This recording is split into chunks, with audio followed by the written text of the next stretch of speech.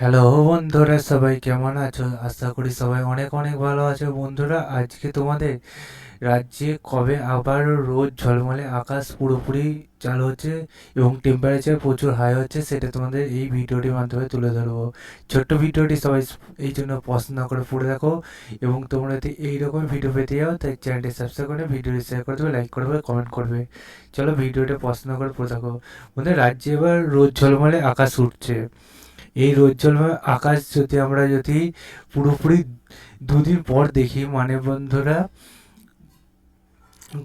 বুধবারের দিন থেকে আমরা যদি দেখি, রাজ্যে দেখতে পাচ্ছ এদিকে কলকাতা, তার পাশাপাশি হরিপাল, ভাট্টাপাড়া, বারাসাত, তার পাশাপাশি বন্ধুরা এদিকে খড়গপুরের এইগুলোতে দেখতে পাচ্ছি কিছুটা হালকা হলেও যে কুয়াশাচ্ছন্ন আকাশ থাকবে, কিন্তু কলকাতা এবং তার পার্শ্ববর্তী যেসবগুলো আছে, বারাসাত, তার পাশাপাশি হলদিয়া, তারপর কসবা, টাকায়, এইগুলো তো পুরোপুরি দেখতে পাবো কিনা যে যে ওতে রোজ ঝলমলে আকাশ এবং টেম্পারেচার হাই থাকছে। এদিকে বাংলাদেশে খুলনা, তারপর সেই গোরখনগর, এগুলো ঢাকা, মানে বাংলাদেশের সবই অঞ্চলে প্রায় রোদ ঝলমলে এগুলো উঠে যাবে। পুরোপুরি রোদ ঝলমলে আকাশ উঠছে বুধবারের দিন।